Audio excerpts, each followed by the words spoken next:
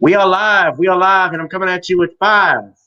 Welcome again to another edition of Gavin Richard Presents here on my channel, GBoo2786. Whoever you are, wherever you are, I hope you all are doing blessed and safe. We are also on my self-entitled channel, Gavin Richard. So I ask you to subscribe there as well, so we can upload even more live streams and YouTube videos. Of course, we have a friend on the show. He is no stranger to this channel. He has appeared multiple times. Please welcome the author of The Man Crisis as well as the John Haynes series, Brother Shawn James. How you doing, Shawn? I'm fine. How are you? We're doing great, my man. Doing great, doing great.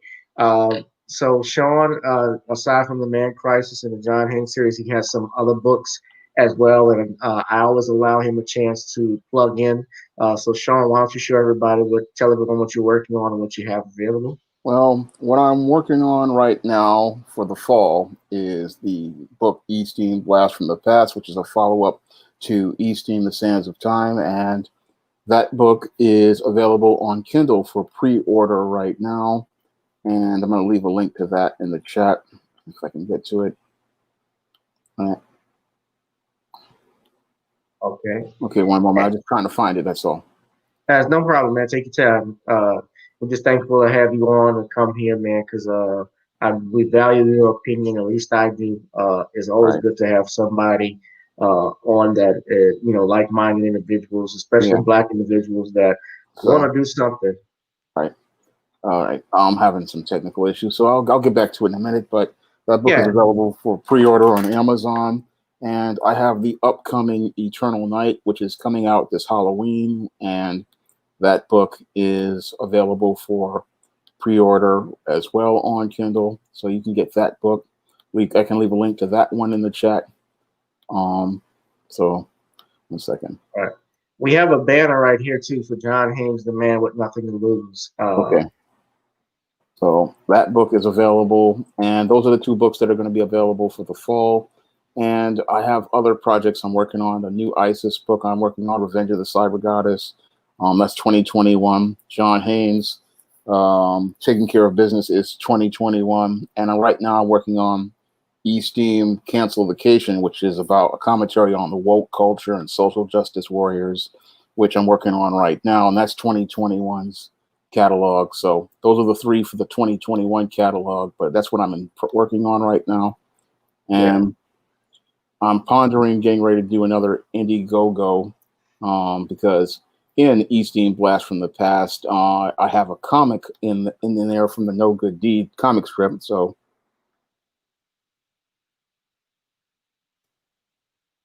Shawn, this is the first comic I've ever done. So that's what in E-Steam Blast from the Past. So that's what I'm also working on. I'm also working with Chris L. Brown on Omega Black, and that Indiegogo is supposed to be scheduled, I think, to launch tomorrow.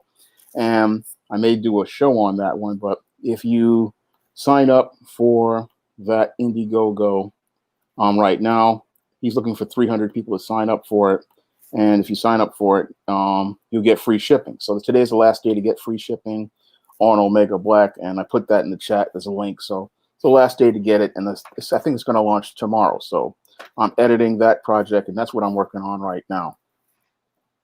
Okay, cool. That's what's up, man. So my man stays busy, and that's a good thing.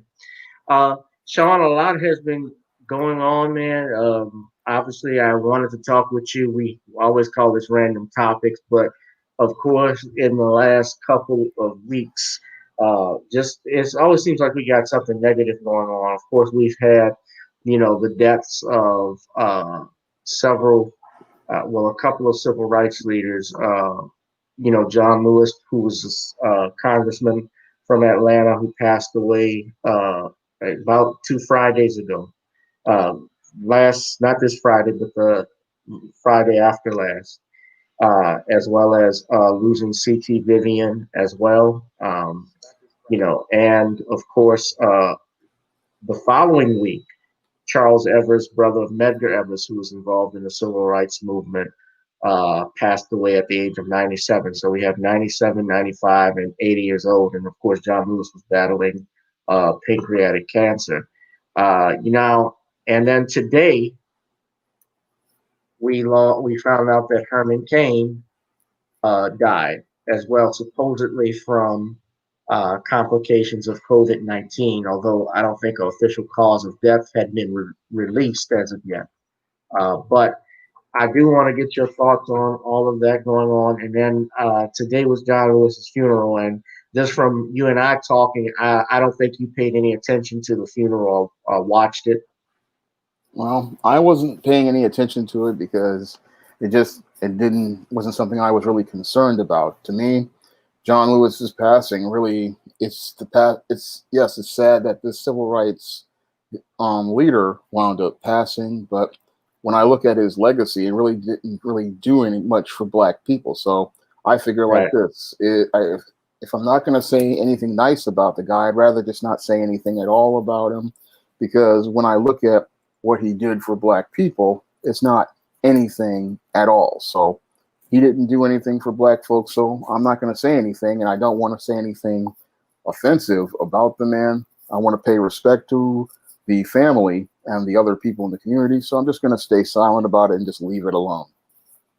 Right. Okay. Well, that's understandable. But there were some things that, I kind of feel the same way in the sense that when someone dies, I try to be respectful to them because, I don't like to disparage the dead. Having said all of that, history is history.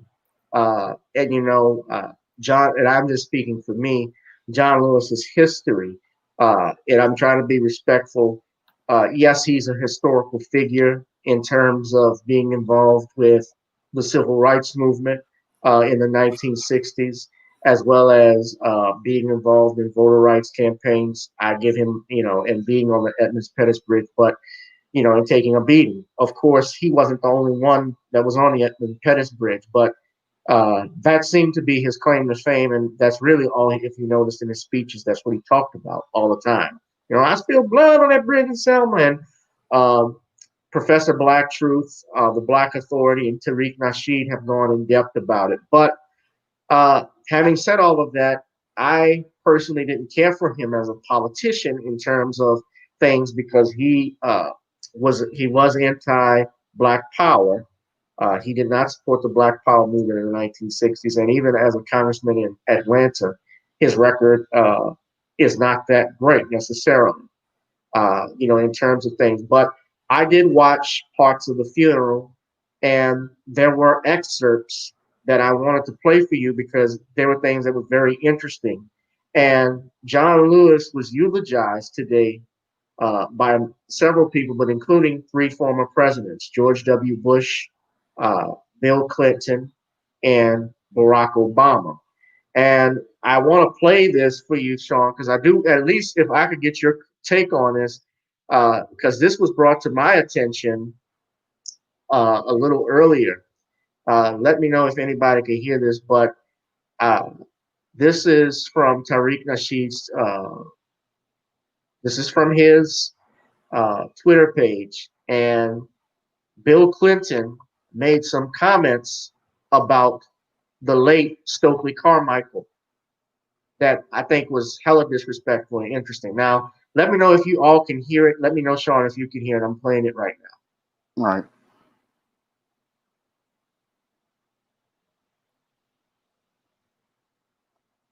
Can't really hear what he's saying.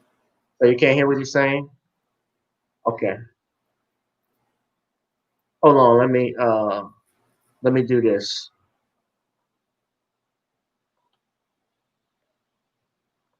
All right, let me do this. I'm gonna share it on.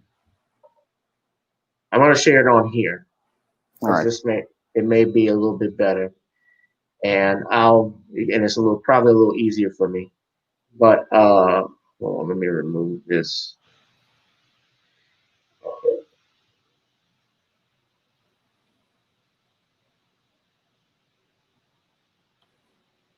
All right, hold on a second.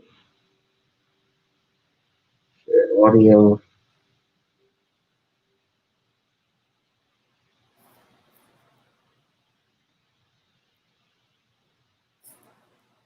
All right, so here it is right here. So you should be able to hear it this time when I play it. But This is Bill Clinton. And I say there were 2 or 3 years there where the movement went a little bit too far towards Stokely, but in the end, John Lewis prevailed. And I say there were 2 or 3 years there where the movement went a little bit too far towards Stokely, but in the end, John Lewis prevailed. Okay. And Tariq tweeted this. He said at John Lewis' funeral, this degenerate Bill Clinton disrespected a real civil rights leader, Stokely Carmichael, saying the movement went a little bit too far towards Stokely, but in the end, John Lewis prevailed, meaning it was too much about Black empowerment at first. Shawn, if I could get your thoughts on hearing this, what is your take on it? Well, that's just Bill Clinton being Bill Clinton, and the whole funeral was basically just the people in Washington patting themselves on the back. So I really don't get too upset about what they're saying over there. I mean, we all know that the civil rights movement made a wrong turn when it went with John Lewis and the baby boomer generation. And their turn, they weren't really interested in Black empowerment from the get-go. Once they were really about white acceptance and white access.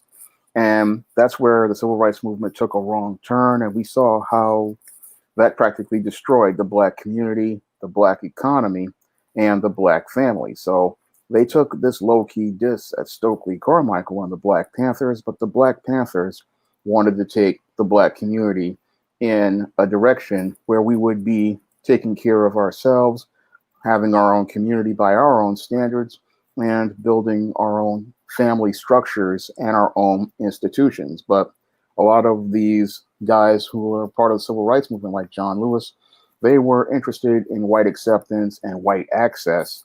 And that direction was very detrimental to Black people. Most definitely. I felt, I thought, again, this was a mad, disrespectful tweet, comment by Bill Clinton. But, I had my hesitations watching it. My father, of course, he's sitting up there watching it because when you get older, obviously, all you're going to watch is funerals. I hate to say that, but, someone popular or famous like that, that's something that's on every network today. I believe CBS ran it without commercial interruption. It was also on BET, but of course, it would be on BET because CBS, BET, VH1, MTV are all owned by Viacom. And you and I have talked about that. And speaking of Bill Clinton, he signed that Telecommunications Act of 1996, which virtually disintegrated Black media and threw it scattered it into the 4 seas and into the winds of the earth. So, yeah, Bill Clinton, I think, but this is the thing, though, too, with Bill Clinton being there. And then if you remember, of course, everybody remembers George Bush with what he did with Katrina. Yeah. I remember when Michelle Obama was all hugged up with him I can't remember where it was. It might have been a funeral for someone had passed away. I'm not sure who it was, but I remember that distinctly. And I'm looking at this. This is the first Black first lady that's sitting up there hugging a man who was single-handedly responsible for the deaths of thousands of people here in my hometown. And then when he comes down here for the 10th anniversary, these kids that were would sit up hugged next to him when they were kids, little babies. It's like, do we have historical amnesia? Yeah. Like, what is it? Like, what's the purpose of all of that? Well, that's part of what I call being spellbound. Whenever they see a white person, they see that white validation and that white approval. And it's part of that whole codependent mindset that a lot of Black people have. Whenever they see a white person, they just automatically, it's like a subconscious thing where they just automatically start seeking that attention and approval. And they start thinking that if I get this white person's validation, they'll get some sort of value. And it's something we have to start mentally breaking ourselves out of, because it just shows how deeply ingrained white supremacy is on the black mind. Yeah, and speaking of white supremacy, Barack Obama also gave a eulogy. His eulogy was 40 minutes, and there were some key things that I took out of it. I don't know if it is in this clip. This is obviously, I didn't want to share a 40-minute clip and dissecting back to back because we would be here all night. But he said some very interesting things. He talked about, and I'll just go over it with you. He lauded both of the presidents that were there, even George W. Bush, with regards to the Voting Rights Act. He talked about how um, President Bush had made it much more stronger, and he singled it out. He spoke. He's also praised uh, Bill Clinton because he made it easier for people to register to vote. But then he didn't say anything about himself. He talked about how the Civil Rights Act was struck down by the Supreme Court, or at least part of it, in 2013 when he was president. Remember, he was in uh, his second term. He just started his second term.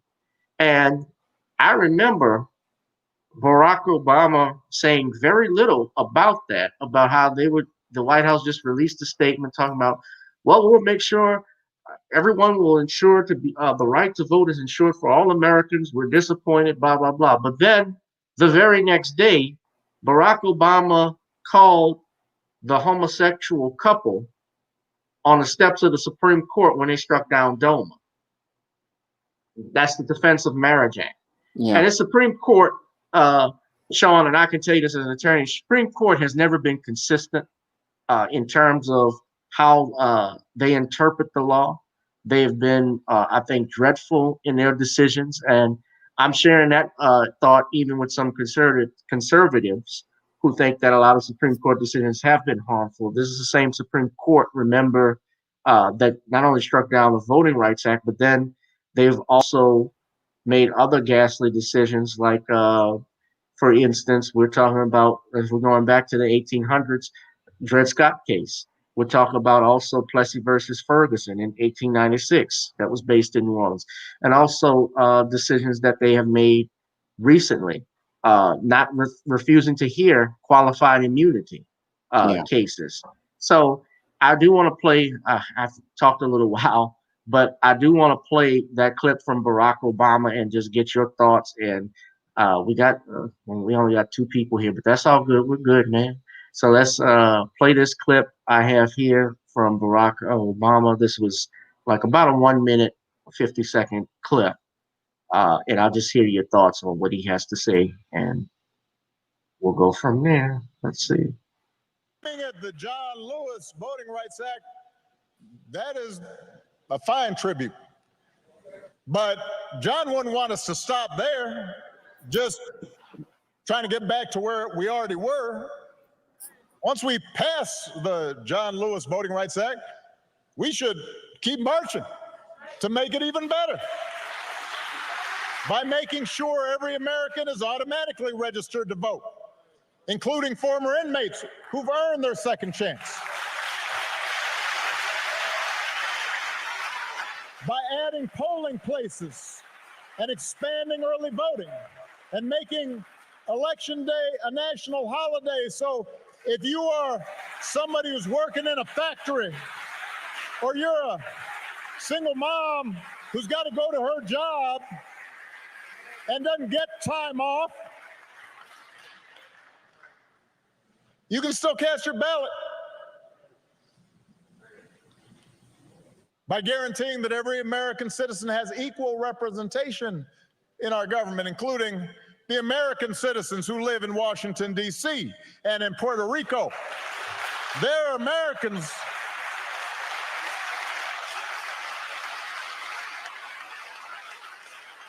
By ending some of the partisan gerrymandering so that all voters have the power to choose their politicians, not the other way around. And if all this takes eliminating the filibuster, another Jim Crow relic in order to secure the God-given rights of every American, then that's what we should do.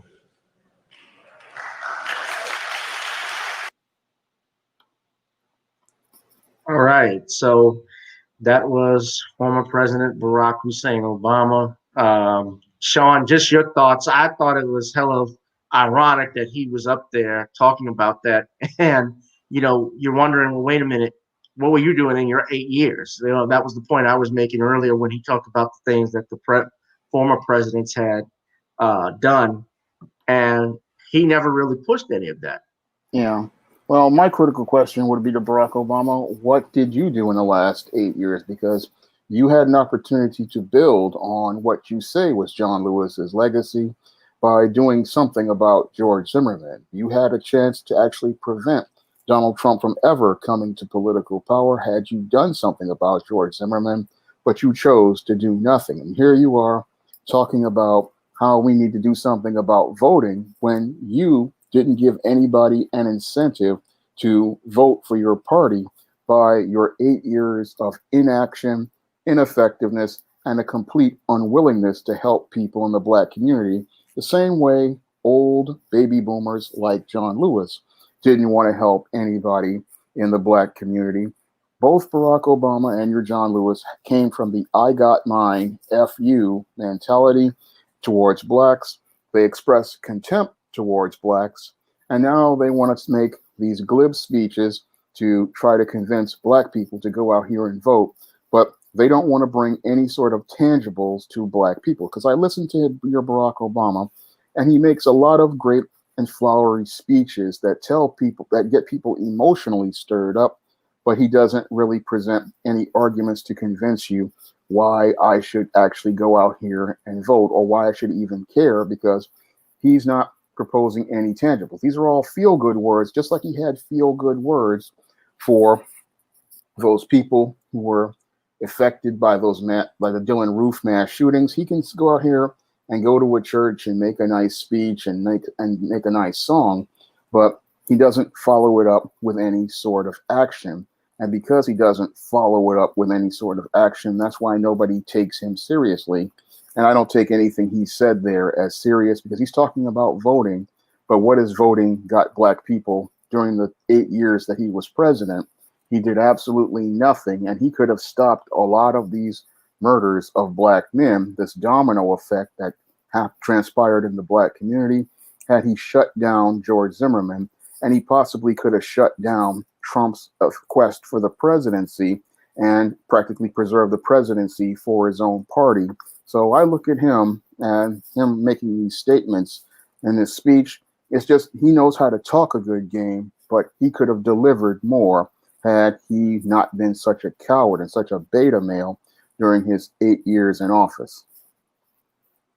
Yeah, most definitely. And I'm just looking, people are, tweeting about Kwame Ture, Stokely Carmichael. Someone tweeted, retweeted, Kaya Solo retweeted a tweet from Windward Maroon. Fuck it, let's get Kwame Ture trending. Most definitely, because Stokely Carmichael was that dude. And I thought again, I thought it was mad disrespectful that Bill Clinton talked to him that way. But I felt, even when I came into watching the funeral, Shawn, I knew that it was going to be a bullshit about getting Black people registered, not only to go out and vote, but we got to vote like our lives depend on it. Because this is, I think they have some propaganda that's going on when they're talking about Black people. Well, it's the same story they ran with Donald Trump and with Hillary Clinton. Yeah. And no one cares anymore because you're not bringing any tangibles to the table for Black people. People are tired of listening to this stuff about we need to do something. It's like, no, if you want to do something, go over to those white women who voted for Trump and go ask them to go change their vote. Unless you got some tangibles, we have no interest in even talking to you. Many of us, Ed says, many of us born in the early 1970s were baby boomers. When did this, I think he meant to say mentality, among many baby boomers come to a head? My parents, I'm sure, as two hosts, were baby boomers. You want to take that one, or? Well, I'll take it. But the whole thing of the baby boomers was they came out of the civil rights movement looking for white acceptance, and because they were looking for this white acceptance, they were all about getting for themselves. So, and the baby boomers, they were people who were very selfish, self-centered. They were all about themselves, and this frame of thinking came about because they just wanted to get theirs, and they weren't thinking about building a legacy. They weren't thinking about trying to establish wealth for the next generation. It was all about them getting these jobs and getting in with white people and then getting accepted by white people. And this frame of thinking, it derailed the black community because instead of us looking to have our own businesses, we were looking to go to college and get a job with somebody else. And when you work for somebody else, you're not working for you. And when you work for somebody else, you're working on their terms. And that frame of thinking really messed up a lot of black people, and it messed up the black community because when you're thinking about doing for somebody else, you're not thinking about yourself. You're not thinking about your community's needs. It's all about making other people happy. So it was basically this mindset of, I want to be accepted. And we have to understand, you're not looking for acceptance. You're looking to have your own, and you can't have your own if you're on somebody else's at somebody else's table. Most definitely. And Ed, I think he's new to the channel. I think he's one of your followers, Shawn. Yeah. But yeah, man, shout out to you, Ed. Thanks for being here. Ed also posted this. He says, I think the real reason Bill Clinton said that about Kwame Ture because many people believe that he indirectly got MLK killed. No, that is not true. I don't believe that. Let me just tell you why. Listen, Bill Clinton, being that he's a former president, I'm pretty sure, and Barack Obama for that matter, I'm pretty sure they've seen secret files and know who killed who. Kwame Ture was very young. I guess he was in his 20s by the time Dr. King was assassinated. And Kwame Ture, while he even said he disagreed with a lot of Dr. King's tactics, he still respected Dr. King. He even showed up to his speech that he gave at the church, I believe the Ebenezer Baptist Church, which is where they laid John Lewis to rest, where he said, why I'm opposed to the Vietnam War. That was in 1967, April 4th, 1967 to be exact. And that is approximately 1 year from the assassination of Dr. Martin Luther King in Memphis, Tennessee at the Lorraine Motel. And there are declassified COINTELPRO files and documents where the government or the members of COINTELPRO, like J. Edgar Hoover and so forth, were talking about preventing the rise of the Black Messiah. And they specifically stated that Elijah Muhammad was too old.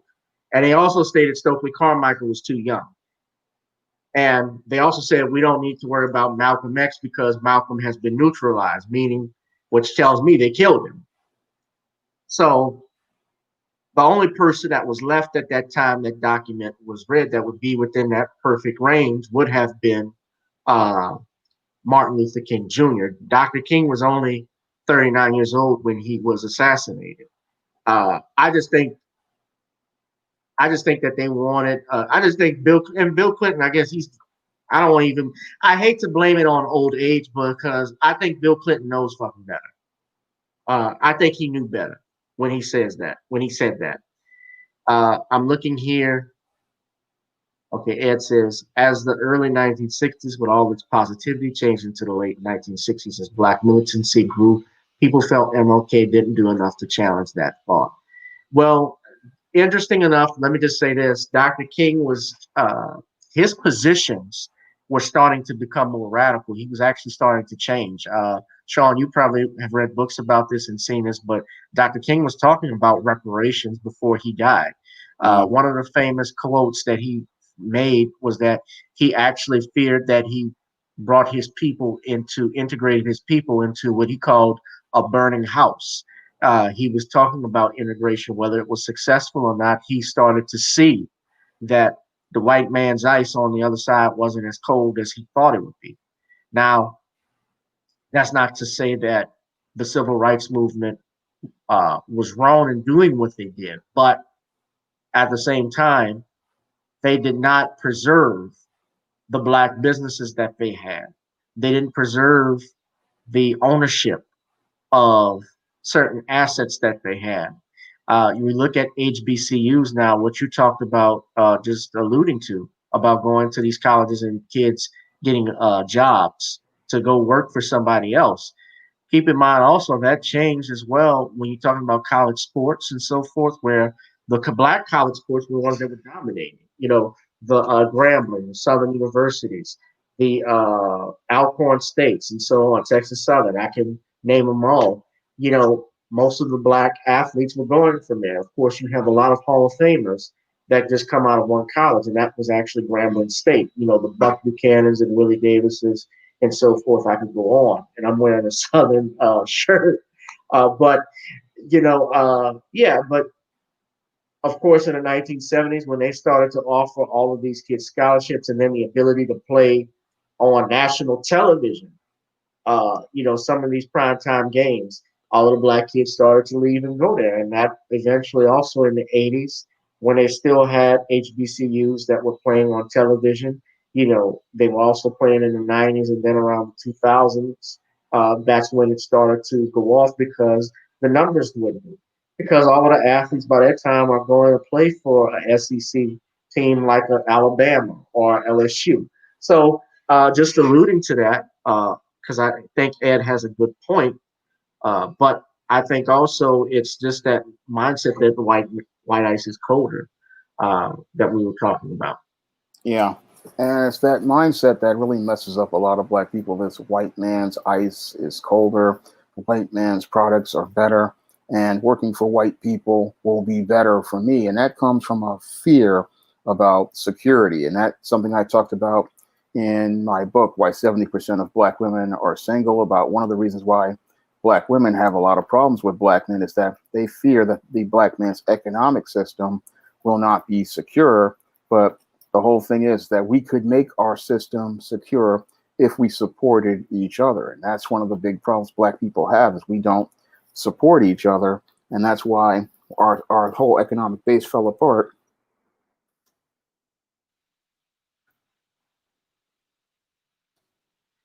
It fell Yeah, apart Shawn? because I'm here. It's putting a link in the chat, but a lot of our economics falls apart because we don't support each other. And again, the influences of white supremacy are deep on the black mind, and we want this white acceptance and white approval, and we want to be accepted by. The whole thing is that you have this codependency of being accepted by white people that makes it where we don't value being black or the contributions of black people or our own institutions. We always want to go for the white institution because we believe it's better. And this perception really has messed up a lot of things as related to our growth. I mean, we lost all of our black-owned businesses because black people, again, they wanted white acceptance above black empowerment. And that's the reason why we lost everything, is because we wanted to be accepted by white folks instead of saying, look, we need to accept ourselves, we need to value ourselves, and we need to value everything we've built and protect and preserve it. I mean, when Asians come here, they put Asians first, Hispanics put Hispanics first, and Arabs put Arabs first, but black people, we put ourselves last, and that's why we are the poorest people in the world, even though we were here before everybody else. Most definitely. I just want to say to everyone, please donate to the channel. Cash App, GavinRichardEsq, or Google Pay, Gavin.G1@gmail.com, and support Shawn James, our guest. He is the author of The Man Crisis, as well as the John Haynes series and a few other books. And this is an Amazon link to one of the books that he has that he left for me the last time. So if you guys who are here that are new looking for something to read over the summer while you guys are still on break, before I guess you take the kids back to school or whatever, or you're looking for some downtime, I ask you to check out his books. You can also check out my book. I got to put it in the banner. It's coming up for August right now. Katrina, Eyes Have Not Seen, Ears Have Not Heard. That is also on Amazon.com. So Ed's been busy, man. He's been posting a bunch of stuff in the chat. Yes, a lot of our black politicians sold us out. What do y'all think about Ice Cube's contract with Black America? I do want to get, since you brought that up, I wasn't planning on talking about that, but I will get to that, I guess, in a minute, a little bit later. But I do know, I'll just say this before I forget, a brother by the name of T West of Afro Synergy News. He claims that he had actually, interesting enough, came up with that before Ice Cube. And I do believe Ice Cube copied it from him. That's not to say that Ice Cube is a bad guy, but uh, essentially some of the similarities in it were the same thing, which basically, Shawn, he laid out pinpoints that they want from America, as far as reparations, the treatment of homeless veterans, the treatment of African Americans in the community, and so forth. Those are some of the things that they talked about. I tell you what, we could talk about it right quick. I did want to mention this. I can mention that, but I do want to mention Ice Cube with the issue of the anti-Semitism thing that came up. The Daily Beast had recorded. They listed Minister Farrakhan. They had Nick. This was over the Nick Cannon fiasco with Nick Cannon, Minister Farrakhan, P. Diddy, and a few others. And then, of course, you have Kareem Abdul-Jabbar getting involved. I did a live stream about that, where he wrote an article about the rise of anti-Semitism by blacks, as well as Jamel Mammy Hill, who I don't like. But I guess dissecting it one at a time, if you could tell me what were your thoughts about Nick Cannon and the blowback and how they try to push the black community as being anti-Semitic. Well, with Nick Cannon, it's like this. He just went out here and he made some statements that, while they were true, he didn't understand, again, the optics as related to himself. So he didn't understand that he had already made this deal with the people who he's calling the devil, and he's going to go out here and bite the hand that feeds him. So he's sitting here talking about these people, but those people were the ones giving him his daily bread. So that's what made him lose all credibility overall. He's sitting up there making these statements, but he's sitting there with a CBS Viacom contract, and he's going to make these statements and not expect any sort of blowback from the people who he gets his check from. So he made the same, as I see it, mistake that your I forget his name, this director, he's the guy who made The Birth of a Nation. You're talking about I know who you're talking about. You're talking about he was in Beyond the Lights. Yeah. But Nate Parker. Yeah, Nate That's Parker. They go to these what they call white supremacist corporations for their daily bread. They go there not understanding that once you sign these deals with these guys, you can't say anything about them, and they practically when you sign that contract, you have to do what they tell you to do. So when you go out here and you make a deal with these guys, they make a deal knowing the game is chess, not checkers. And they're already 7 steps ahead of you because, like in the case of Nate Parker, they already knew about his criminal case. They knew he had a white wife. And he went out here, he signed a distribution deal with Fox Searchlight. And then what happened was the same oligarchs then turned on him and then used that to destroy him long term because they knew his optics. Same way they knew that Nick Cannon's optics were going to make him look bad as well, because here he is sitting here talking about, oh, these guys are this, but you had no problem signing a contract with these guys. If you really were serious about what you were saying and you would practice what you preach, and you would have gone to a black-owned platform to create your intellectual property, and you would have gone to a black-owned institution to preserve your rights. You would have gone out here to black-owned platforms, and that would have been your way of showing how consistent you are with your words and your actions. But when I look at Nick Cannon's actions, it just shows that he's just really disingenuous. He sits there and says, oh, these people are this, but why are you dealing with them? And that's the critical question I ask for Nick Cannon.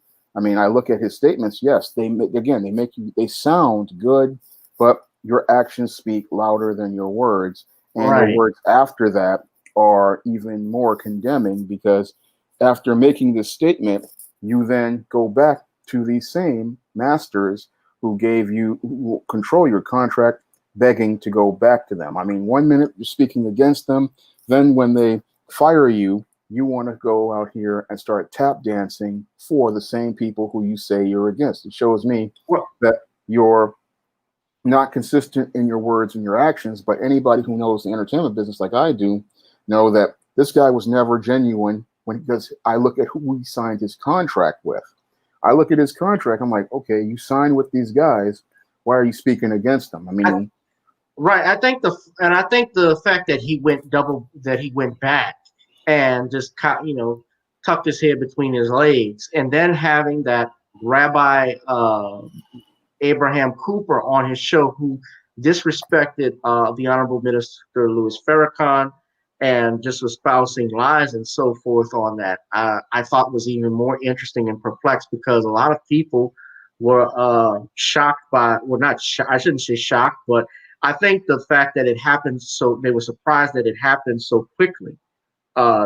His apology, and remember he was going back at Viacom, CBS, talking about how they were trying to prevent black people from owning something because this is $1 billion franchise. And you would think that this guy, you would think that being that Nick Cannon had worked into law, had worked in that arena for such a long time in the entertainment business, that he would have been well aware about knowing what contracts to sign, having an attorney to look over that, and also the power of your trademark. Having something registered with the trademark copyright office. So I'm just surprised it was all like that. But I think it's also a good lesson because black people open up their eyes about who really runs Hollywood and how a lot of these artists have sold their souls. Yeah, because Nick kind of made some major mistakes when he made those statements, because he signed those contracts, he agreed to these things, and he wants us to believe he's a victim, but he had a hand in his own demise. I mean, he just sat there and tried to play Mr. Pro-Black because he was emotional about George Floyd, not understanding the subtle politics transpiring around him and the deals he had made. So a lot of these black entertainers, you have to watch a lot of the things that they say, but more importantly, the things that they've already done, because the things they've already done show us whose side they're already on. And a lot of times they're not on the side of black people because they get their daily bread from these white supremacist institutions like Hollywood. Most definitely.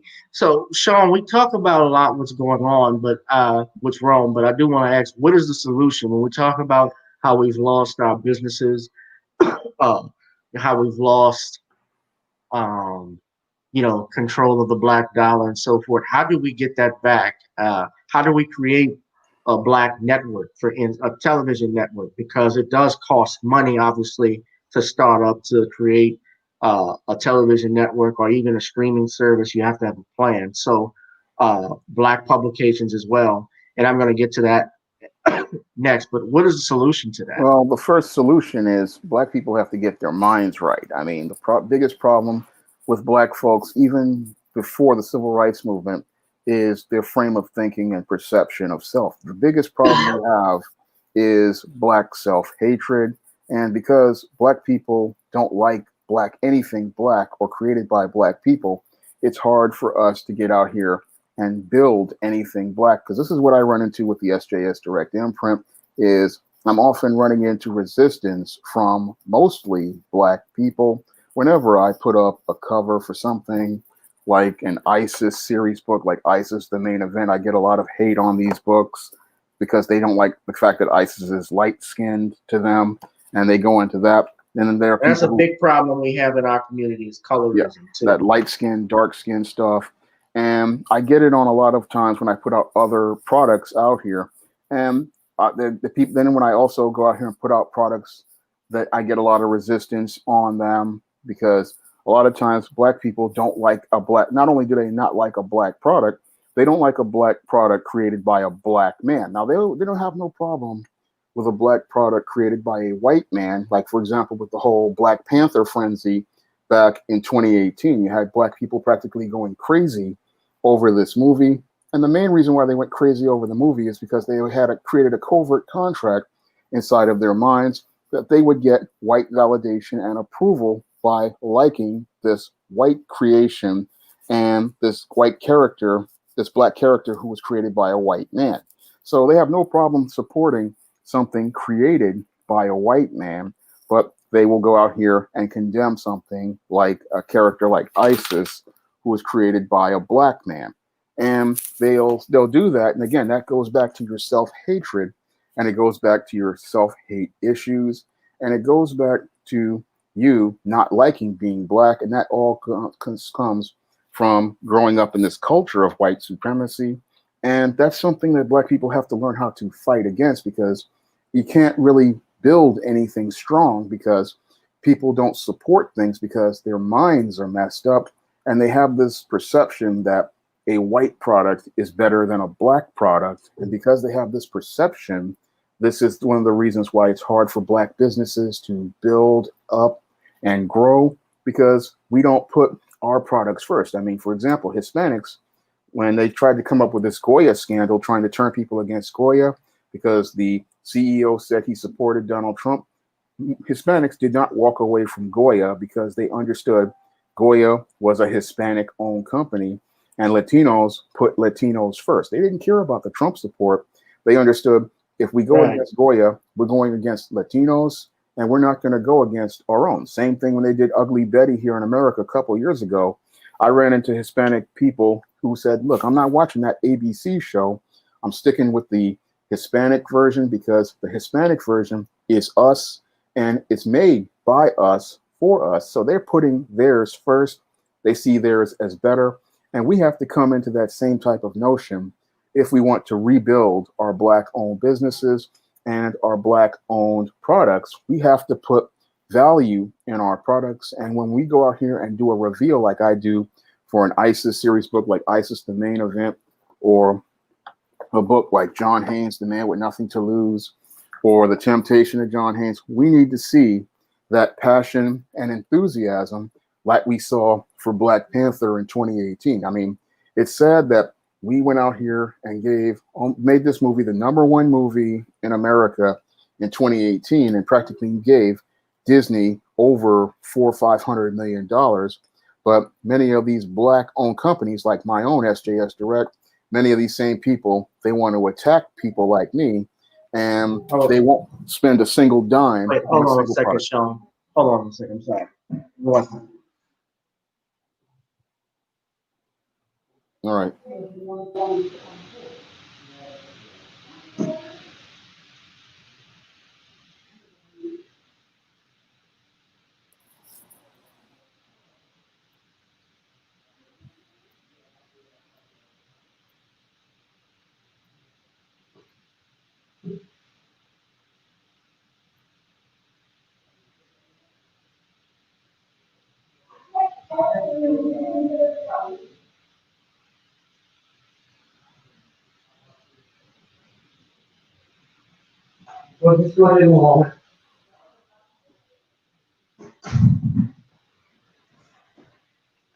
Yeah, sorry about that. Yeah, but we have to change the way we think about ourselves before we ask others to think of us. And we have to put our products first and support ourselves. That's the way we rebuild our community, is rebuilding our mind and getting our mind right. Because if you don't get your mind right, then you can't build anything, because people have to start thinking of valuing themselves first, putting themselves first. And that's how you get people to invest in themselves, because they see value in what another black person makes. We got to get out of this self-hatred, this jealousy, this envy, because a lot of black folks, we have this envy and hatred of another black person. We see another black person accomplishing something, and what first thing we want to do is attack that black person. That's something I try not to do. Whenever I see another black person like Chris Brown making Omega Black, or Raymond Leonard making Asian Solo, I go out here and support those brothers, because when you see another black man or a black woman making something that's improving your community, you have to put your money behind it, because that's how those people grow. And if we all help these brothers and sisters grow, we can have a black economy, and we can have black people employed by other black people. Yes, most definitely. That's a very interesting point, man. It's a powerful thing. I think the main thing too is that especially in if we we hear as a talking point all the time, especially from some of these Democratic shills about how we need to fund the HBCUs, support HBCUs, and so forth, which I happen to be a supporter of. I do agree with that. But I think our HBCUs, there can be changes to their programs. I think they need to teach entrepreneurship skills. There were things that were missing uh, when I was coming up through college and high school where I didn't know too much about entrepreneurship that they didn't teach. Although my father had owned businesses and I kind of learned just from him. But I think it would be great if they could do classes like that. Even in the Jewish communities, I believe they have lessons that they teach in their schools where their communities stay tight knit as far as who gets, as far as the positions that they take, what they want to do, what businesses they own. They have that whole community. They have a neighborhood, and I know you. And I'm not trying to stereotype or anything, but I know in New York, I think you have like the Diamond District. Am I right? Yeah, Like we kind of saw in the movie Uncut Gems, where you saw Adam Sandler's character, who's Jewish, but that whole area was run by the Jewish community. Here in New Orleans East, where I'm at, the Vietnamese community, they have an entire block of homes, of businesses and shops where they stay within there. Even if they go out outside that community, they're still funneling money, back in there. And even when they have their businesses in other parts of New Orleans East, whether it be gas stations or nail salons, I'm pretty damn sure that they are giving that money also to their families overseas, and they're also teaching their young children how to take over for the family when they get older or they pass away. And that's something that I don't see happen too much with our black community. But yeah, that's absolutely great, Sean. And I think also we got to look into buying land and real estate. I think those classes need to be mandated as well yeah, because that's actually the most important. That's very important. it Um, is. it is, yeah. But I guess speaking still with Ice Cube, and for those that are looking in the comments, those are actually that's what I was talking about, the African American national political agenda that T. West had shared with me a couple of years ago. You guys can check it out and look at it. I did want to ask you, what were your thoughts though on just quickly on Kareem Abdul-Jabbar? Well, Uh, I didn't pay any attention to that, so I really can't speak on it. So I didn't pay too much attention to Kareem Abdul-Jabbar. okay, well, I guess I could just share the link with you later, but basically he was coming at Ice Cube, and Ice Cube called him a Judas. But I know Well, you that's don't like kind of ironic coming from a guy who sold out his own community. So, well, I Ice mean, Cube. yeah, I mean, he promoted thug culture and gangster rap in the black community. But here he's talking about another guy. It's like, how can you say something about him when I can look at your legacy and your track record and the things you've done in the black community, the things you've done to the black community? You shouldn't be saying anything. It's kind of comes across as hypocritical to me.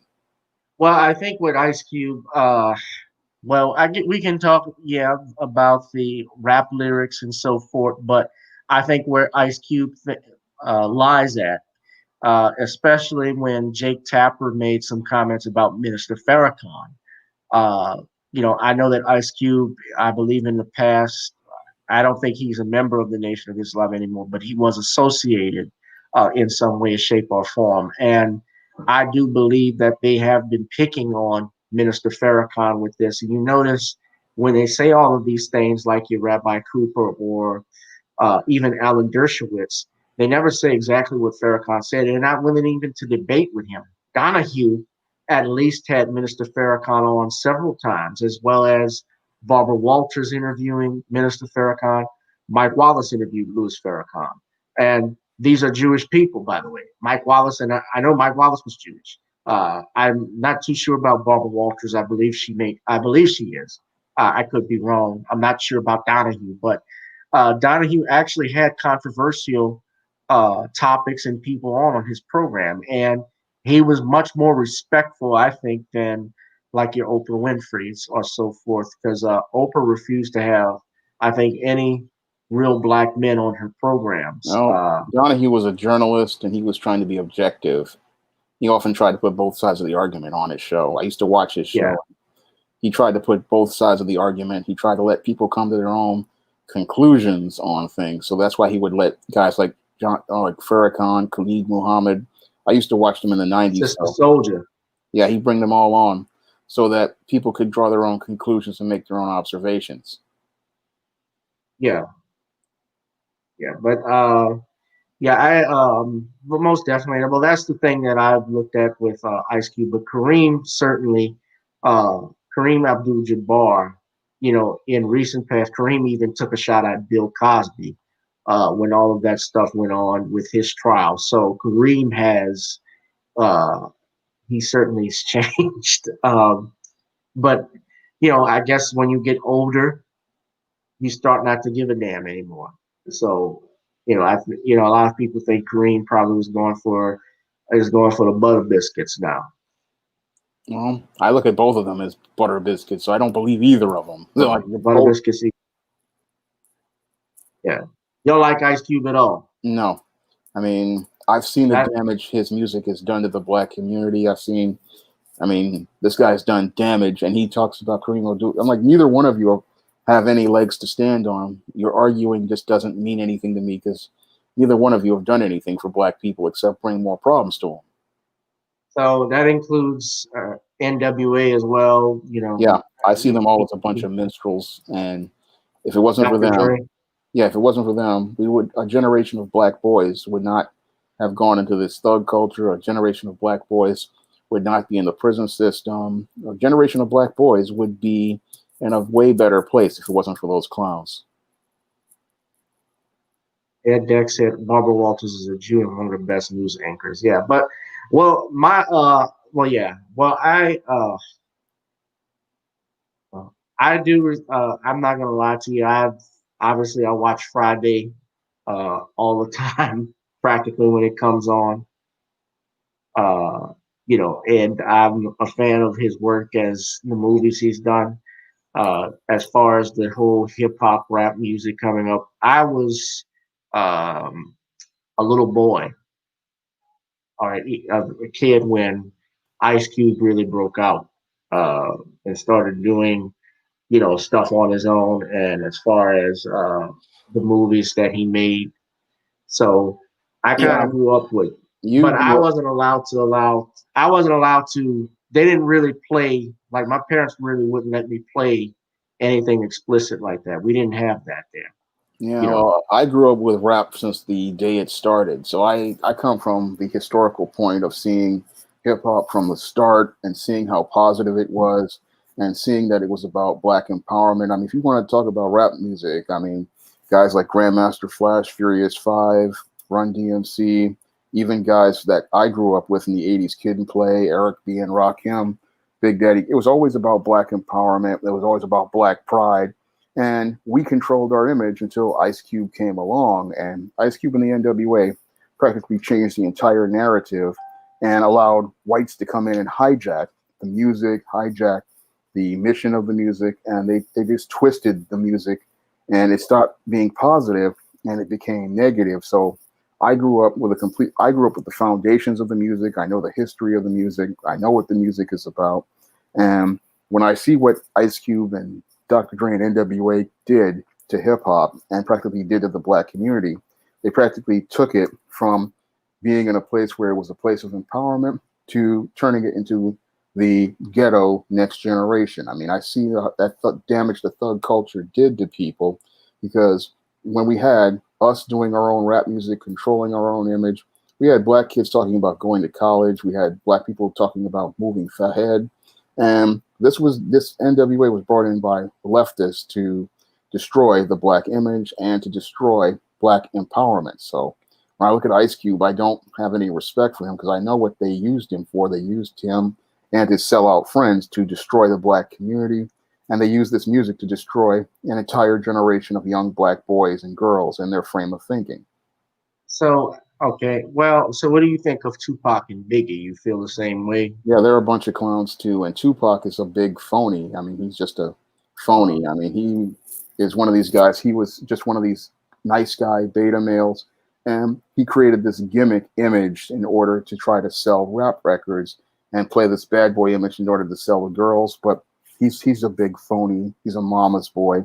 And Biggie, he's just another gimmick. All these guys were gimmicks meant to destroy young black boys and young black girls and get them off the road to college and get them back on the road to what white leftists want to see, which is the thug, the gangster, the criminal, because that's an image that makes them feel comfortable, because if black people are at the bottom, then they can feel comfortable about their place in the world of America. So they don't mind the Tupacs, the Biggies, the NWAs, because they don't represent competition. Meanwhile, when you have guys out here like, say, a Fresh Prince, or guys like the Afrocentric rappers like X-Clan, and they're talking about black empowerment, that's a threat to their base. So Fresh Prince didn't talk about black empowerment. I know he didn't talk about it, but he presented a positive image of black masculinity. And that image was of a clean-cut black man. Same thing with Kid and Play. They presented a clean-cut black man. Or you got guys like these other rappers who were presenting clean-cut black men, responsible black men. So what they wanted was the clowns, the guys talking about thugs, drinking 40s, smoking up. That made people feel comfortable. But when you start to see this other image of an intelligent black man who can challenge you, can present arguments, can articulate himself, can go into lyricism like a Big Daddy Kane or Rakim, that makes whites feel uncomfortable. They don't mind the Tupacs, the Biggies, because they're presenting repackaged coons, repackaged buffoons, repackaged black brutes. And that makes white folks feel comfortable about their place. They're like, oh, that makes me feel good. That's entertaining to me, because this other rap, he's talking about doings for black people. I mean, you put them in front of an X-Clan or a Tribe Called Quest, they start getting scared. Well, my thing with that, though, did they really control their music, in the sense that when they do, like, NWA's manager was who? Jerry Heller.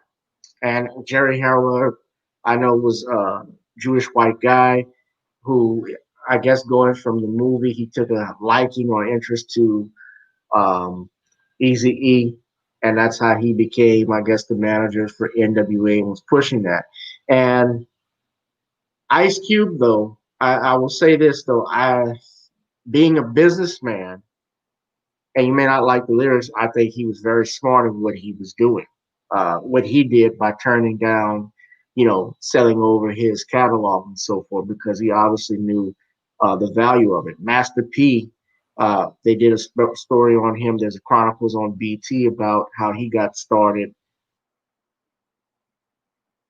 in New Orleans. And originally he's from New Orleans, but he started in Richmond, but he, of course, moved back to New Orleans and started No Limit Records. And, I came up with all of that. Now, I never really listened to hip hop like talking about it.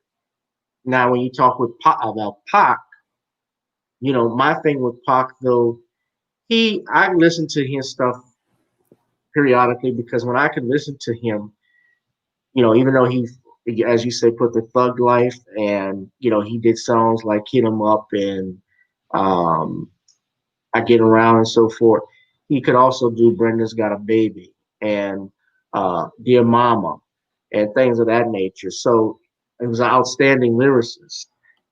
I get what you're saying, though, about the images that they portrayed.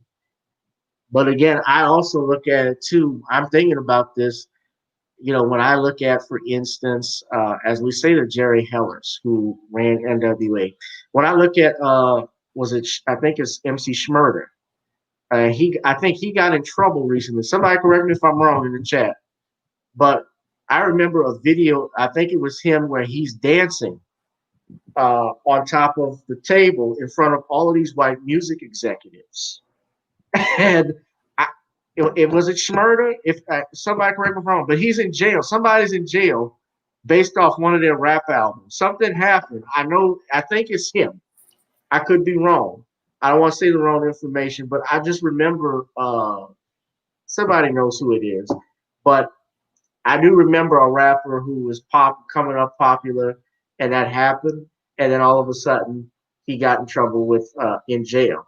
But you know, but that again goes to owning the record labels, going to own the publishing company, owning the plastic that's on top of that wraps around the CDs and so forth. I would like to see how much it costs to make that, what we can do to do that. And say what you want about a guy like a Master P. I do respect him as far as the business acumen that he did. Same thing I look at is with Ice Cube. I look at the business acumen that he has built. But of course, when you talk about the Fresh Prince, when I was looking at it and the positive images, there was a time where when I watched the black TV shows, where whether you're talking about Cosby or whether you're talking about Fresh Prince, they would have the HBCU sweatshirts on. Living Single used to do the same thing. Martin did the same thing. But then gradually we don't see that anymore. And of course, they put shows like Empire that's on, which I thought Empire was a hot mess. Yeah. Empire was a disaster all the way around. And that's what happens when you have the wrong black people controlling the black image. Yeah. And Lee Daniels, of course, created that. And Lee Daniels is doing the reboot of the Wonder Years. I am not anticipating looking at that. I know you already made a comment on it, Shawn, a video on that. That's something I'm not watching because I know what he's going to do to it. And I know Kevin Arnold's going to be sucking dick. I'm sorry. Kevin, if we're lucky, that's the least of it. I mean, he's going to destroy the black father in that show. I know he's going to demonize the black father and make him out to be a bad guy. And I know he's going to really put some drug addiction in there. I know he's going to just fill it with stereotypes because Lee Daniels doesn't like black people. And he does not want to present a balanced image of the black family. No, he does not. But again, that's who they put out. That's who they put out.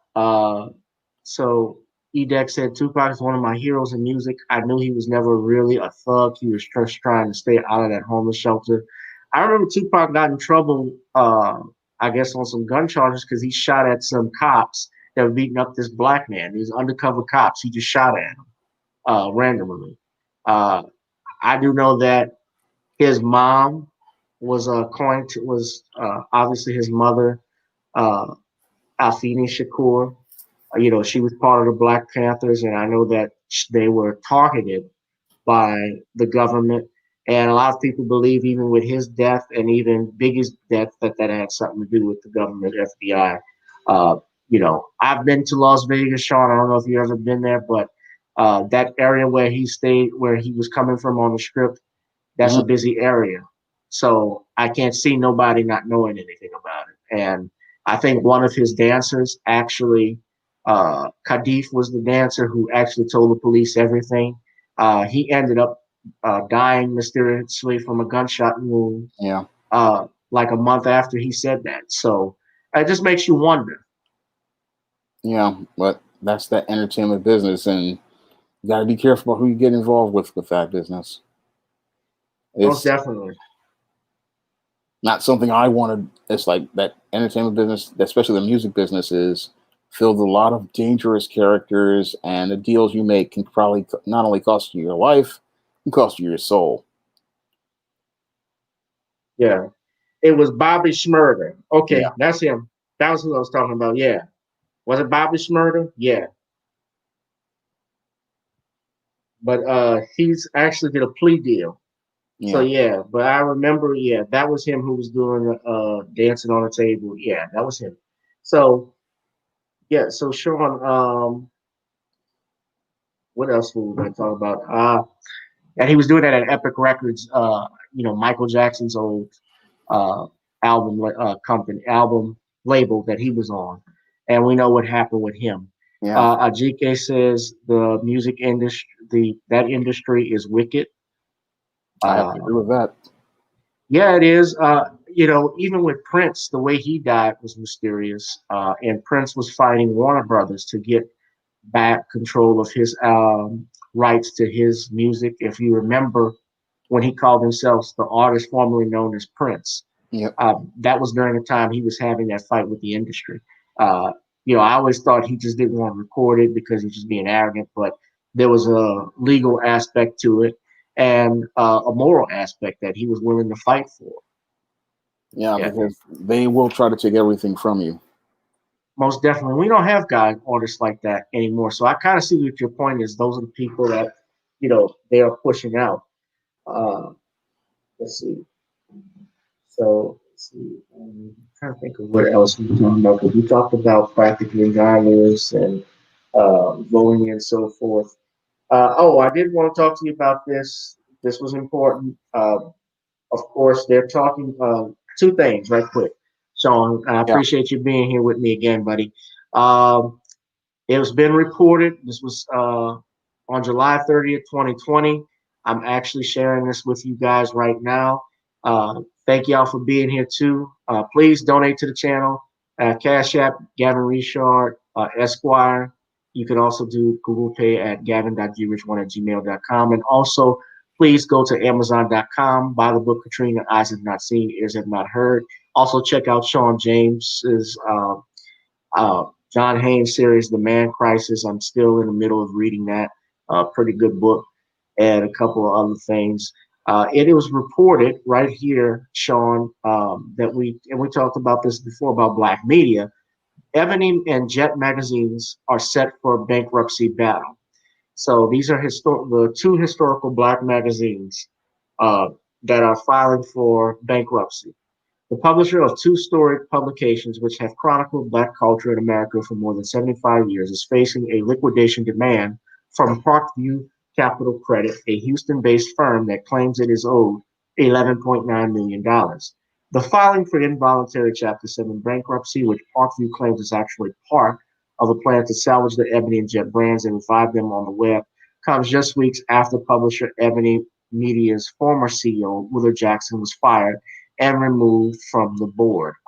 Those that remember have been on my channel. I commented on how Ebony and Essence magazine, for that matter, how the media have they changed drastically, how they have basically been the voice of leftist control rather than for the people, which is what their original founders like Reginald Lewis and John Johnson, who ran Ebony magazine, and Mr. Lewis, who ran Essence, respectively, did. So, Shawn, just your thoughts on hearing about the bankruptcy process that was going on. Well, Ebony and Jet have been in trouble for a good 4 or 5 years now. I've reported on this.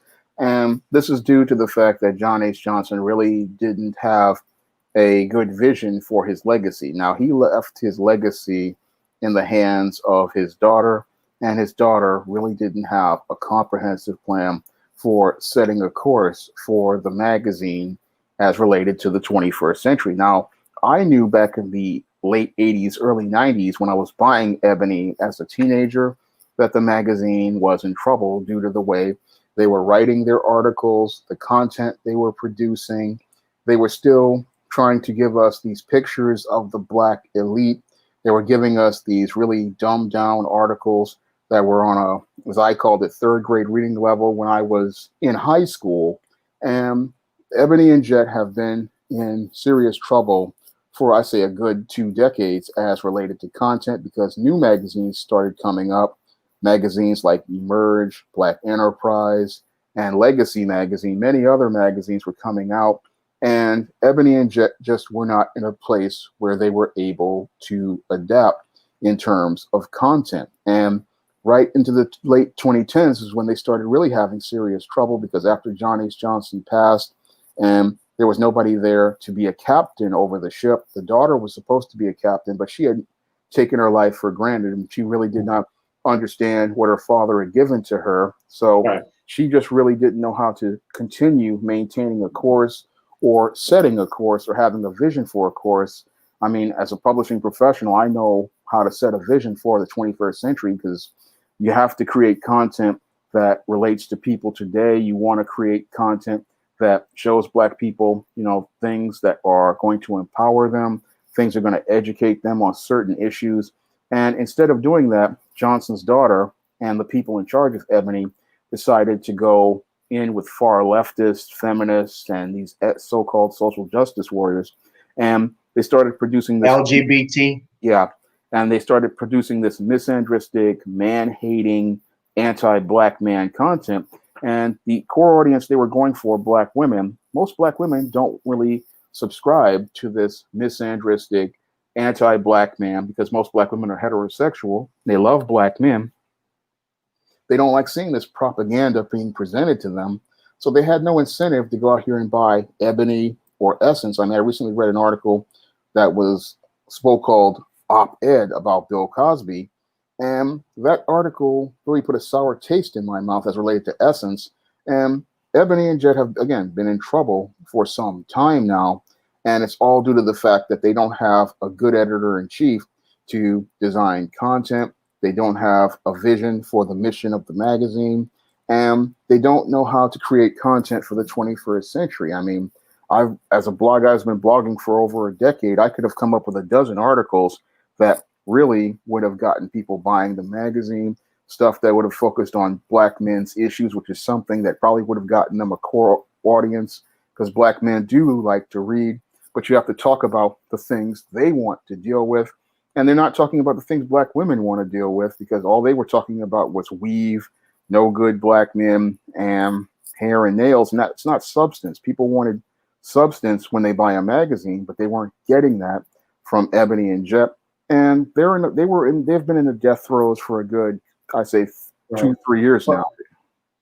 Well, what you say about the editors in chief, they not only fired the editor in chief at Ebony, but also the CEO who owns Essence now, which is Sundial Products. I forget the owner's name. He was also forced to step down, I believe, at that time from Essence. So they have been in trouble. They don't have, and this was all recently. They don't have all of their ducks lined up in a row, and most certainly, what I think is that they don't have not only a vision for the future, but I think that they've just been operating on fumes for now. So it doesn't surprise me when I see things like this that they file for bankruptcy, because remember, a few years ago, Chase Bank actually bought Ebony magazine. They own a part of it. I think they own the back catalog as well.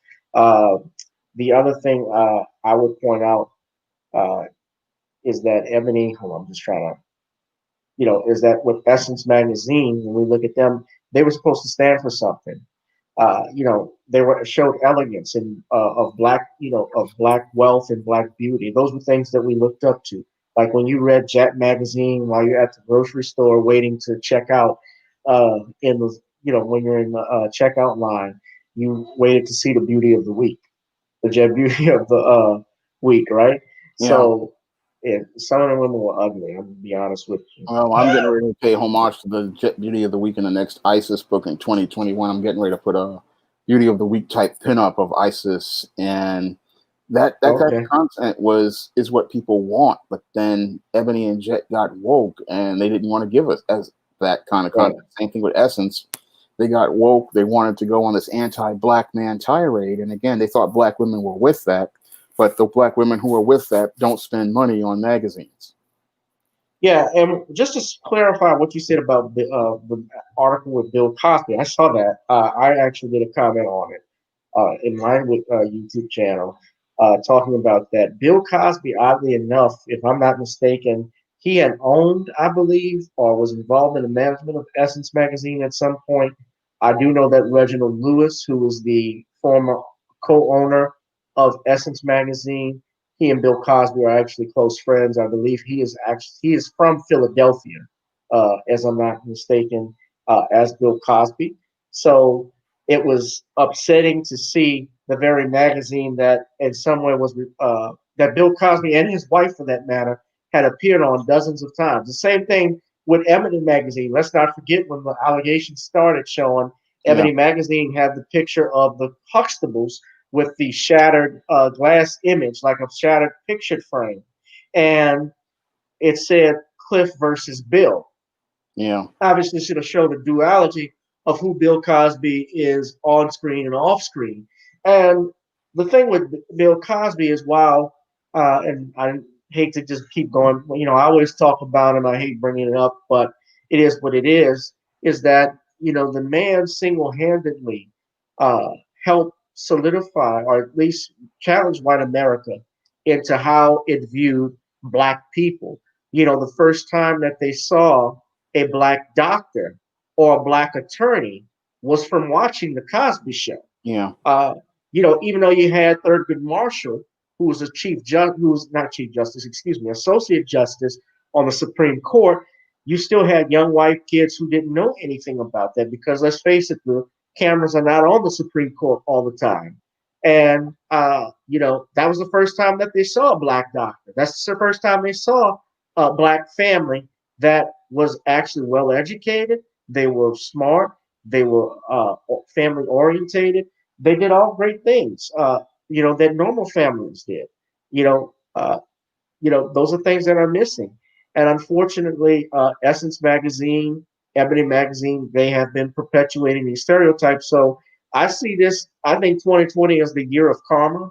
Yeah, Of course, I hate, yeah, what you're saying? I believe it is karma because Bill Cosby was the one who helped Essence Magazine, and here they are betraying the very man who actually helped try to keep the black woman's image positive, and you went after him, and now you're about to go under. So Ebony too. Ebony too.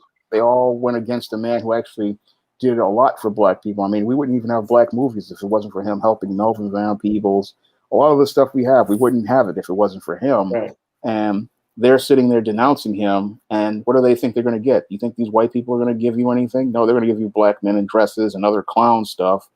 And they don't understand that people like Bill Cosby were there helping you, but then you want to stab them in the back. And that's just really sad because the problem is we don't understand the big concept with Ebony and Jet is we didn't understand legacy. We don't understand the importance of legacy. And the whole thing is the baby boomer generation of guys like John H. Johnson. Well, he wasn't a baby boomer. He was before them. But his daughter was a baby boomer. She didn't understand the concept of legacy and why legacy is important and why we need to protect and preserve legacy. Because what your parents make is to be passed down to you because that's your wealth, that's your inheritance. And you have to take this very seriously. I mean, when your parents give you something, you have to value it. It's like I wrote in my novel, A Recipe for Success. The Cassandra Lee character, she values what her father and her mother built in the bakery in Brooklyn. She wants to build on that and preserve it and protect it. And her parents, who were boomers, they were just ready to sell it off, but she wanted to protect it and preserve it. And a lot of people out here, they don't understand the importance of preserving and protecting what you have, because if you don't care about your institutions, how can you expect somebody else to? And when you sell it off to whites and non-blacks, they're not going to care about it, and they're just going to see it as another, property that they own, and it's not even a valued property, and they're going to treat it like garbage because you treated it like garbage. Yeah, most definitely. Well, I wanted to talk about this, and we could just be very brief. I was trying to do it before. I was trying to tie it in, I guess, with the John Lewis thing we talked about earlier, because they tried to make it all about voting. Earlier today, there was a tweet that Donald Trump, President Trump, talked about with regards to voting in 2020 and delaying the election. I wanted to just share that article with you and just get your thoughts briefly, if you thought about it, what your take on it was. I know you have stated previously that you're not really interested in this election that's coming up, and a lot of people are not. But I do want to know just what your opinion is on what he has says. Of course, he's rolled back on it, saying, I don't want to delay. Trump rolls back on delaying election, but Trump not on the can election. say whatever he wants, but he has to follow the United States Constitution. And the United States Constitution says that Congress controls what election day is. That's a check and a balance on the system. So he has no real say over what the election is. I mean, he already sees himself allegedly tanking in the polls. So instead of him complaining about the election, what he needs to do is focus on a platform. But the problem is that Trump played into the hands of the leftists as related to the chess game. He let his emotions lead him to participate in a really bad decision with the whole COVID thing. And it makes him appear to be mismanaged, especially with a lot of this slanted media. And he's really in a bind, but these emotional statements he makes on social media, they are hurting him. If I were him, I would stay off social media for a while. I would just come up with a focused platform, because it seems like he's really jumbled and directionless. When I look at him, first he's doing COVID briefings, and then he's on Twitter, there's no consistency with his message, no consistency with his approach to things, and everything is just going really arbitrarily based on his feelings at the moment, and that's not really good, consistent leadership. So if I were Trump, instead of me arguing with people online or trying to get on Twitter talking about trying to delay an election, which is already, he's not going to get any support from his party, and he's not going to get any support from everybody out here, because we know that constitutionally he can't do anything. I would be either focusing on my reelection strategy or my exit strategy, because the way he's approaching everything, it just shows me he's not really a good leader under pressure, and he's just falling apart right in front of us and just showing us why we shouldn't hire him. But then he's not presenting any arguments to what he would do in another 4 years. He's not, but also the other aspect of it is the flip side is Joe Biden presenting anything? He's not presenting anything either, but the whole thing is nobody's asking him to present anything. And the whole thing is, if he proposed that to Joe Biden, he probably could actually gain some support, but he's so in his feelings, he cannot really sit down and propose, okay, what would you do different? And that's where he would have him, because there's nothing anybody can really, as I see it, do anything about this COVID. It's out there. And I would rather just see a Sweden type approach, because this approach we've done right now has been a complete failure. I mean, Sweden has managed to have the same results similarly without destroying their entire economy and their infrastructure. And maybe we need to just change our approach, because what we're doing isn't working. And you have Americans who want to go and do the exact same thing and expect a different result, even though it's called insanity. And I believe by a lot of these woke people and a lot of these leftists are going to be in for a rude awakening when they find out that Biden isn't what he says he is, and he's presenting as he's supporting them, but eventually he's going to show them his true colors, and that's when they're going to really realize they made a deal with the devil. Biden is a front, basically, because at 78 years old, it looks like he even has onset dementia. His vice president, who they say will be a female, there's rumors it would be Kamala Harris, but I doubt that. I've heard about Elizabeth Warren, but basically, you also got to call Harris. He's done. But you got to consider. Yeah, but my thing is, I would not be surprised if Donald Trump wins the presidency again, as disastrous as his first term has been. Just given the fact that there are people who do not want to see a female become vice president or president. And I think that was the deal with Hillary Clinton. There was also the deal with John McCain with Sarah Palin. They were not strong candidates. And the thing with Walter Mondale and Geraldine Ferraro, the whole thing is that white women don't like white women. And that's something that the Democrats don't understand, is that white women get jealous of other white women. And when they see a white female being elevated to a high position or a position of power, they look to tear down that white female. Yeah. Another thing, just pointing this out briefly too, you got to consider this, Shawn, is that Joe Biden likely would not even finish his first term. Let's say he gets sick, and whoever that vice president is, they're going to have to take over. And that vice president, I believe, is going to be I'm just going to say it, is going to be LGBTQ. Whoever who he picks, certainly they'll be pro-LGBTQ, pro-feminist. And I've often thought, I was talking to some people, that it may be a lesbian, if he did pick the woman, it would be a lesbian. They mentioned this, they would have the quote first gay president, which is something that the left has been pushing for. I think it would be a disaster if you had that. I'm just speaking real as politics. If you had that in the Middle East, in those areas, Saudi Arabia or Yemen, wherever the president may go, they certainly would not support anything like that. And I think even when Barack Obama was president, in Jamaica, he tried to present them with Jamaica, as well as other countries, he tried to force that onto them, and they actually kicked him out. Told them we didn't want that here. So I see that happening. They would lose a lot of face in the international community because that's frowned on, and that alphabet agenda is something that people in the other countries do not support.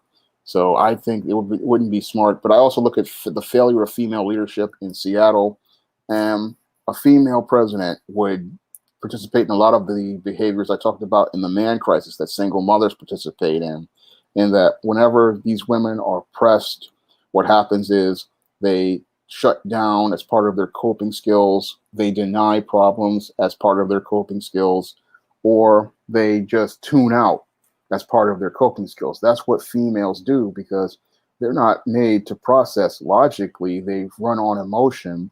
And this is what I see a female president doing. They're going to wind up becoming overwhelmed, like these single mothers wind up being overwhelmed. They're going to wind up participating in the coping mechanisms that single moms participate in either denying that things happen, like the mayor of Seattle did during the Chaz situation, where she just denied and talked about how it's going to be a summer of love. These people are tearing up this part of the city, and she's denying it. And then she's going out here tuning things out, like the murders that were going on. And then she's just shutting down, like her police commissioner. They just shut down. And this is a dangerous thing to have as somebody representing an entire country, having somebody who just does not have those coping skills because they're not wired to do that, because they're emotional, and because they run on emotion, they make bad short-term decisions that affect people long-term, similar to what your Donald Trump is doing right now, because that's why I call Donald Trump the first black female president, because he, like many black females, runs on emotion, makes very irrational and impulsive decisions, is not very consistent in his actions, and he falls apart under pressure. I mean, we'll get the exact same thing if we had a black female vice president, and if Joe Biden can't survive, we're going to get the same thing as related to it, and even worse, she'll have no real vision because Joe Biden really doesn't have any real vision.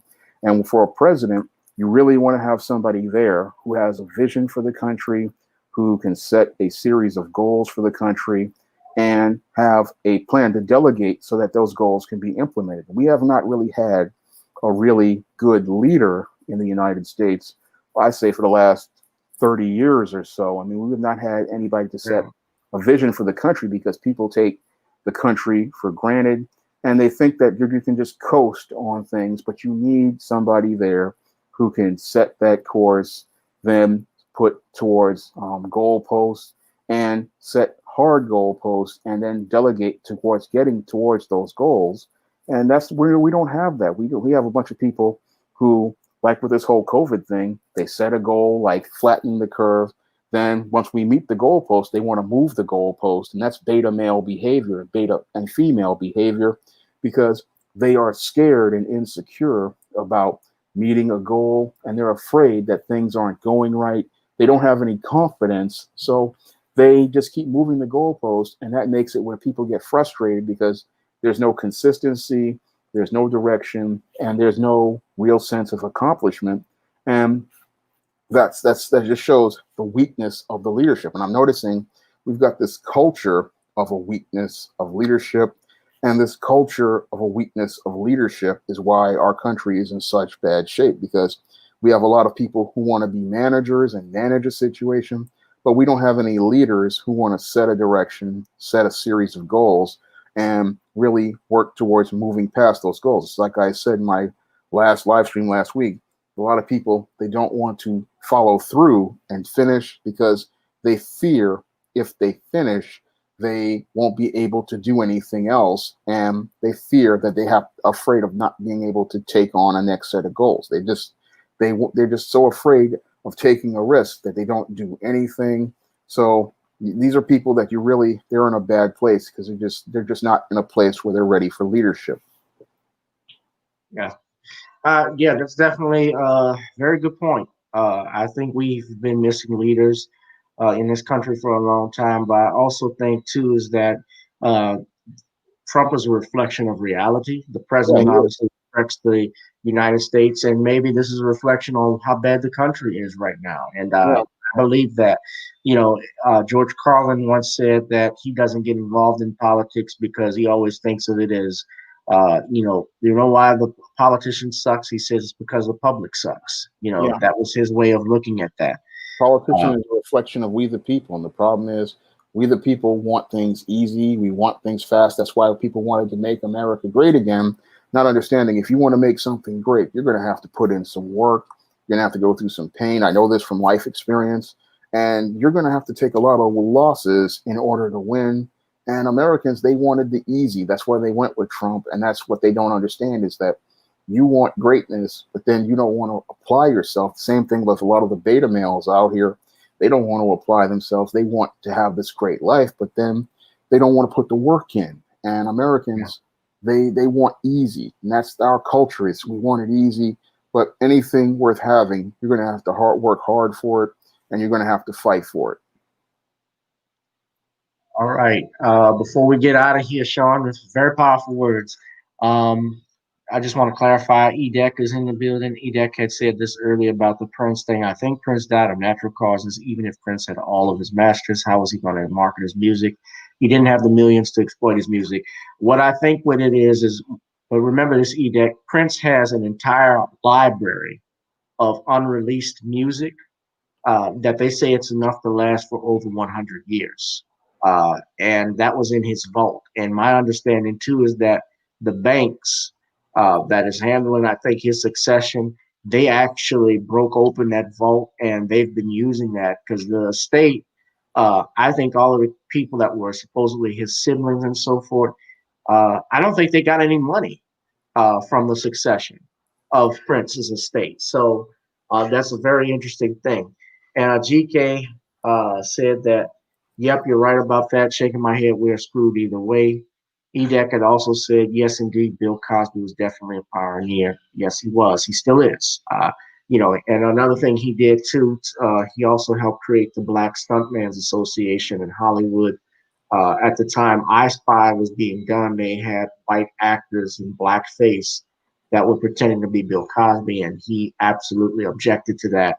And he helped create the Black Stuntmen's Association and get black stunt workers hired on various projects, film projects. So he certainly was a trailblazer and still certainly was a pioneer and still is. Shawn, you want to plug in your books before we get out of here, man? Yeah, I just left links in the chat to the SJS Direct 2020 books. ISIS, the main event, is now available in paperback and Kindle format, and it'll be coming to Smashwords soon. And John Haynes, The Man with Nothing to Lose, is now available on Amazon.com in paperback and Kindle formats. It's also available on Smashwords, the iBookstore, and Google Play. And I have a new copy of The Temptation of John Haynes with a new cover by Mike Williams that's now available. And you can pick this one up on Amazon.com in paperback and Kindle formats. You can also find it on Smashwords and Google Play. And we got a major milestone for the Man Crisis. The Man Crisis has now had its 400th sale. And now the book is on to 400 sales. I want to try to get it to 450 or 500 by the end of the year. So if you could pick up The Man Crisis on Amazon.com in paperback and Kindle formats, I really would appreciate it. I want to thank you guys for having me on the show.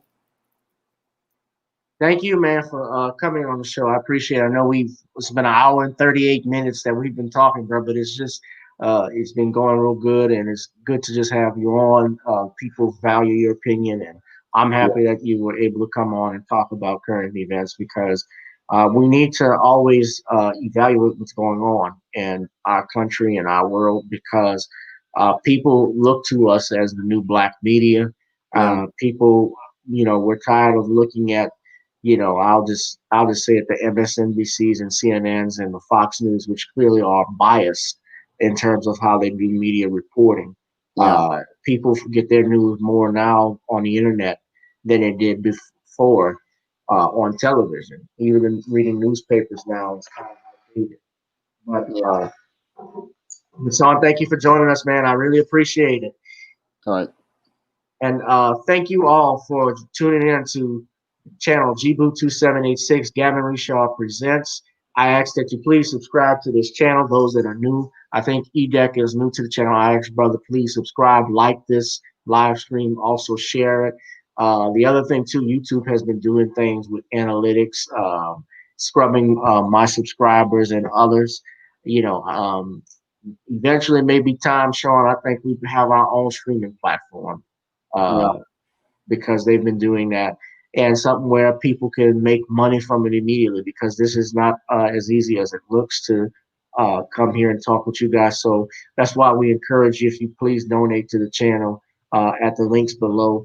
Also subscribe to my Patreon, GBoo2786, because for videos that are not going to be uploaded to YouTube, as well as other topics. Guys, that has been it. Please be safe out there. Please keep your third eye open.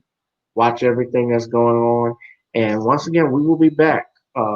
This video in another live stream on the next video. I'm Gavin Richard with Gavin Richard Presents. Peace out. Love you.